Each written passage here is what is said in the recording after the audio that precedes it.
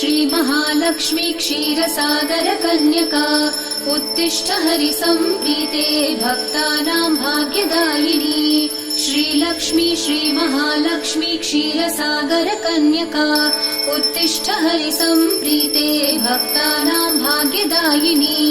उत्तिष्ठोत्तिष्ठ श्रीलक्ष्मी विष्णुवक्षस्थलालये उत्तिष्ठ करुणापूर्णे लोकानां शुभदायिनी उत्तिष्ठोत्तिष्ठ श्रीलक्ष्मी विष्णुवक्षस्थलालये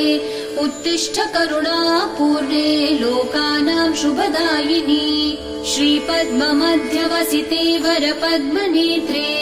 श्रीपद्महस्तचिरपूजित पद्मपादे श्रीपद्मजातजननी शुभपद्मवक्त्रे श्रीलक्ष्मी भक्तवरदे तव सुप्रभातम्।